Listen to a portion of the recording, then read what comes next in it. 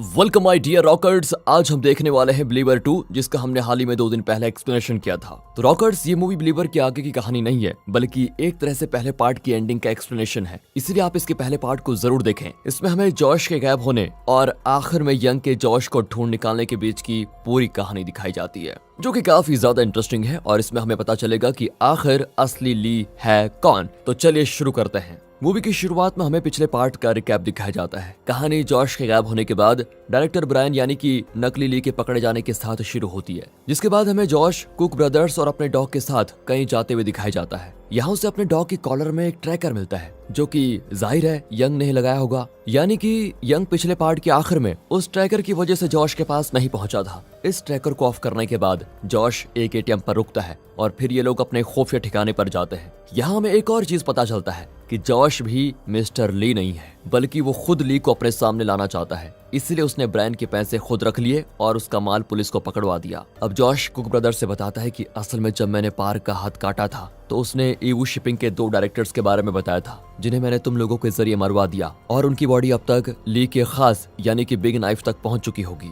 साथ ही मैंने ब्रायन को भी इसीलिए नहीं मारा क्योंकि अभी वो आगे हमारे काम आएगा। उसके पास अलग अलग जगहों पे काफी सारा कच्चा माल रखा हुआ है, जो कि अब मेरे पास है। उसकी मदद से हम 5 किलो लाइका बनाएंगे, जिसका ऑर्डर ईवू शिपिंग को मिला था, और ये लाइका ही हम तक बिग नाइफ को पहुंचने में मदद करेगा, और जो हमें लेकर जाएगा सीधे ली के पास। अब जॉश सिर्फ ली से मिलने के लिए इतना बड़ा प्लान क्यों बना रहा है, ये तो हमें आगे पता चलेगा। उधर यंग जब ट्रैकर की लास्ट लोकेशन पर पहुंचता है तो उसे वहां एटीएम से चिपका हुआ एक स्लिप मिलती है, जिसमें कैंग का नाम लिखा हुआ है। फिर यहाँ से यंग एविडेंस रूम से पार्क का फोन लेकर उसे पार्क के फिंगरप्रिंट से अनलॉक करता है, जिसमें उसे कुछ खास तो नहीं मिलता। इसलिए वो फोन की जीपीएस लोकेशन का डाटा निकालने के लिए कहता है, जिससे उसे पता चल जाता है कि पार्क असल में अलग अलग जगहों पर रुका है, मतलब कि वो अपनी फैक्ट्रीज में गया होगा, जिसकी तलाशी में इस वक्त जॉश भी है, ताकि वो फैक्ट्री में काम करके ढेर सारा लाइका बना पाए। इसीलिए यंग तय करता है कि हम लोग भी उन्हीं जगहों पर रुककर छानबीन करेंगे जहां पर पार्क रुका था। उन्हीं में से एक जगह पर उन्हें फैक्ट्री मिल जाएगी। इसी बीच एना नाम की एक लड़की हॉस्पिटल से ब्रायन को बाहर निकाल ले आती है, यानी कि एना उसी के लिए काम करती है। अब ब्रायन को भी पता था कि अपना ऑर्डर पूरा करने के लिए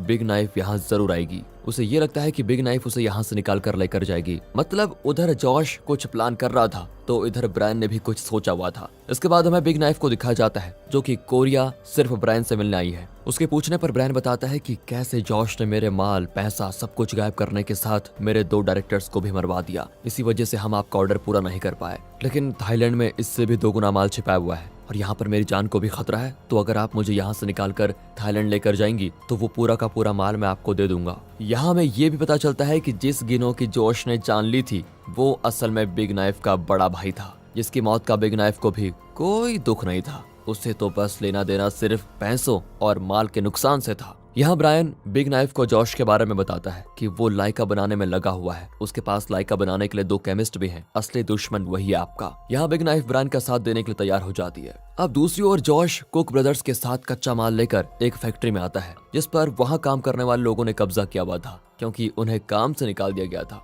जॉश उनसे बताता है कि मैं यहाँ कुछ लेने नहीं बल्कि काम करने आया हूँ। फिर वो इन लोगों को अपने पास मौजूद वो कच्चा माल दिखाता है, जो कि एकदम प्योर है। वो सभी से कहता है कि देखो, हम इससे काफी सारा लाइका बनाकर खुद पैसे छापेंगे। और ये बात सुनकर लोग जॉश का साथ देने के लिए मान जाते हैं और लाइका बनाने का काम शुरू करते हैं। उधर दूसरी तरफ यंग अपने एक जूनियर ऑफिसर के साथ उन सारी जगहों की छानबीन कर रहा होता है जहाँ पर पार्क रुका था। अगले दिन जॉश लाइका बना रहा होता है। वहाँ बिग नाइफ अपने लोगों के साथ हमला करके सभी को मार डालती है। वहाँ से कुक ब्रदर्स पहले जा चुके थे। यहाँ पर बिग नाइफ ने सिर्फ जॉश को छोड़ा था और जॉश को पता था कि बिग नाइफ यहाँ पर सिर्फ लाइका की वजह से आई है। इसीलिए वो बिग नाइफ से बोलता है कि जैसा मैंने आपके भाई गिनो से वादा किया था, मैं आपको 20-30 गुना लाइका बना कर दूंगा। बस मुझे ली के लिए काम कर रहा है, उनके लिए कुछ भी कर सकता हूँ मैं। इसी बीच वहाँ अपने जूनियर के साथ यंग पहुंच जाता है, जो कि पार्क की जीपीएस लोकेशन के मुताबिक यहाँ पर पहुंचा था। दोनों तरफ से काफी गोलियां चलती हैं, लेकिन बिग नाइफ जॉश को लेकर निकल जाती है। हालांकि यंग का जूनियर इस गोलीबारी में मारा जाता है। इसके बाद बिग नाइफ जॉश को अपने साथ लेकर ब्रायन के पास पहुंचती है, ताकि ये सभी तुरंत पानी के रास्ते थाईलैंड रवाना हो सके। दूसरी ओर यंग को कैंग के बारे में पता चलता है कि उस दिन जॉश ने वो पैसे कैंग के मेमोरियल के लिए निकाले थे। असल में कैंग की एक बीवी और बच्चा था, साथ ही उसकी मौत 1994 में हो गई थी। कैंग के बारे में यंग को ये भी पता चलता है कि वो ली के लिए काम करता था, जो कि 1988 से 1990 के बीच एक स्कूल में पढ़ाता भी था। फिर ली हमेशा के लिए थाईलैंड शिफ्ट हो गया, इसीलिए यंग भी थाईलैंड रवाना होता है। दूसरी ओर ब्रायन धीरे से जॉश से बात करता है। वो बताता है कि कुछ साल पहले मैं जब जेजू आइलैंड पर था तभी मुझे एक ली का पता चला जिसे बिग नाइफ और गिनो ने मार डाला, यानी कि अगर कोई ली बनने की कोशिश करेगा तो ये लोग उसके पीछे आएंगे। इस पर जॉश कहता है, पर फिर भी तुमने ली की आइडेंटिटी इस्तेमाल की, आखिर क्यों? ब्रायन हंसता है और इसके आगे क्या बात हुई दोनों के बीच ये हमें नहीं देखने को मिलेगा। तब तक ये लोग थाईलैंड पहुंच जाते हैं, जहां जॉश के मुंह पर कपड़ा डालकर बिग नाइफ उसे अपने साथ लेकर जाती है और कच्चे माल तक जाने के लिए वो ब्रायन को अलग भेजती है। बिग नाइफ ने अपने आदमियों से कह रखा था कि कच्चा माल मिलते ही तुम ब्रायन को मार देना। अब जॉश को बिग नाइफ अपने अड्डे पर लेकर पहुंचती है, जहां बड़े पैमाने पर नशीली चीजें बनाई जा रही है। इधर आईना बिग नाइफ के लोगों पर हमला करके ब्रायन को आजाद कर लेती है। इसी बीच हमें यंग को दिखाया जाता है, जो कि ली के बारे में पूछते हुए एक आदमी के पास पहुंच गया था, जिसके बारे में वो आदमी बिग नाइफ को कॉल करके बता देता है और यंग का नाम सुनकर वो उसे मारने का ऑर्डर देती है। फिर वो आदमी यंग को ली से मिलवाने को बोलकर अपने अड्डे पर लेकर आता है, जहाँ कई आदमी गन्स के साथ मौजूद होते हैं। वो यंग को बंदी बना लेते हैं। ब्रायन इधर एना से पूछता है कुक ब्रदर्स यहाँ गए, जिस पर वो कहती है कि वो तो सुबह ही आ गए थे। अब ब्रायन एना से यंग को बचाने के लिए बोलता है, जो कि कुछ लोगों के साथ जाकर सभी को मारने के बाद यंग को बचा लेती है। अब यहाँ में दिखाया जाता है कि आखिर जॉश और ब्रायन में क्या बात हुई थी। ये ब्रायन को अच्छे से पता था कि कच्चा माल मिलते हैं या तो ली या फिर बिग नाइफ उसे मरवा देंगे। आगे ब्रायन जॉश से बताता है कि बिग नाइफ और गिनो सौतेले भाई बहन हैं, जो कि ली के धंधे को संभालते हैं। नशीली चीजों का सब कुछ गिनो देखता था और बिग नाइफ गलत कामों पर पर्दा डालने का काम करती थी। असल में दोनों ही ली की संतान है, लेकिन ली बिग नाइफ को अपनी संतान नहीं मानता। इसीलिए उसका विश्वास जीतने के लिए बिग नाइफ ने गिनो को गद्दार दिखाकर मारने की कोशिश भी की थी। आज उसकी मौत पर बिग नाइफ को फिर से एक और मौका मिला है, इसलिए वो ली का विश्वास जीतने के लिए कुछ भी करेगी। वो आगे कहता है कि तुम बस मेरा साथ दो, फिर हम बड़ी ही आसानी से असली खजाने यानी कि ली के अड्डे पर पहुंच जाएंगे। यहाँ जॉश राजी तो हो गया था, पर उसकी एक शर्त थी कि मुझे तुम यंग को जिंदा ला कर दोगे, वो मेरी आखिरी प्लान के लिए बहुत जरूरी है। वो बताता है कि मेरे पास एक चिप है जिसे मैं ऑन कर दूंगा और उसका ट्रैकर यंग के पास है। तुम पहले थाईलैंड में यंग को ढूंढो, फिर उसकी मदद से मुझ तक पहुंच जाना। यही वजह थी कि ब्रायन ने यंग को बचाया और ये सभी पूरी तैयारी के साथ बिग नाइफ के अड्डे की तरफ रवाना हो जाते हैं। इधर बिग नाइफ को उसके पिता ली का फोन आता है, जो कहता है कि मैं अब ये सब छोड़कर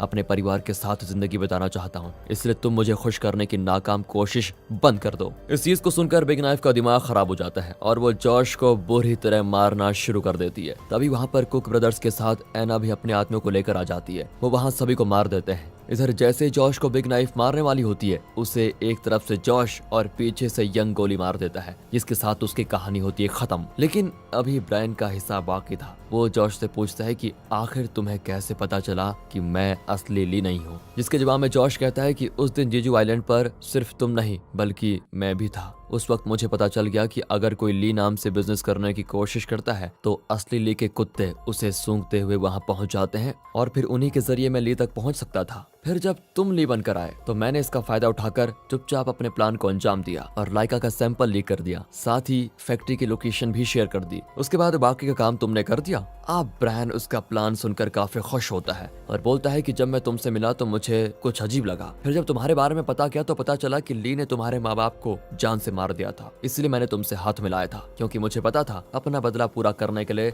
तुम ही ली को ढूंढ सकते हो। तो अब मुद्दे की बात करते हैं। तुम ली को ढूंढकर मार दो ताकि मार्केट में मैं उसके नाम से धंधा कर पाऊं। बाकी तुम्हारे ये 2 पिल्ले मेरे लिए लाइका बनाएंगे। जब तुम ली को हटा दोगे तो मैं भी इन्हें छोड़ दूंगा। इस पर जॉश हंसते हुए कहता है कि ऐसा कभी नहीं होगा। जो सुनते ही ब्रायन कुक ब्रदर्स में से एक की आंख में कुछ डालकर उसे अंधा कर देता है और दूसरे को ठीक उसी तरह जलाता है जिस तरह उसे जलाया गया था। अब ये देखकर उसके ऑफर को जॉश कबूल कर लेता है, जिसके साथ ये सीन होता है कट। अगले सीन में हम देखते हैं कि यंग की आंख हॉस्पिटल में खुलती है और फिर कहानी जाती है नॉर्वे, जहां हम आखिरकार असली ली को देखते हैं, जो कि अपनी आम सी जिंदगी जी रहा है। वो जब अपने घर पहुंचता है तो वहां जॉश पहले से बैठा हुआ था। वो ली को याद दिलाता है कि 25 साल पहले कैसे आप पर मेरे माता पिता ने भरोसा किया था, क्योंकि वो आपकी स्मगलिंग बोट में पकड़े गए थे। उन्हें आपने खाने पीने की चीजें देकर कंटेनर में जाने को कहा ताकि वो देश से बाहर निकल सके। उस खाने में जहर था जिसे खाकर वो तो मर गए, लेकिन मैं जिंदा बच गया। यह आपने सिर्फ इसलिए किया था क्योंकि आप अपने खिलाफ कोई सबूत नहीं छोड़ना चाहते थे।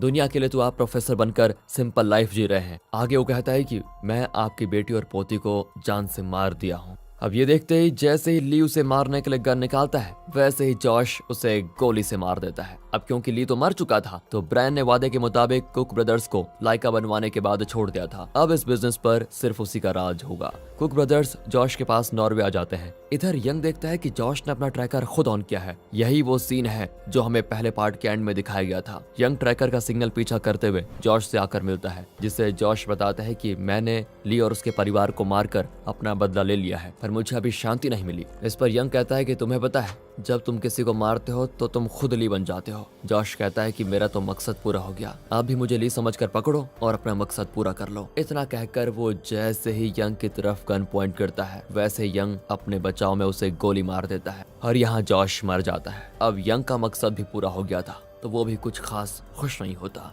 वो जैसे बाहर निकलता है तो पीछे से कुक उसे गोली मार देता है और यहाँ यंग भी मर जाता है। इसके साथ दोस्तों, आप हमारे दूसरे चैनल मूवीज वेदर को सब्सक्राइब करें, सपोर्ट करें हमें अगर आपको पसंद आता है तो, क्योंकि ये मूवी खत्म हो जाती है यहाँ पर। मिलते हैं ऐसी बेहतरीन मूवीज के साथ, तब तक के लिए गुड बाय, ख्याल रखें अपना and finally thanks for watching.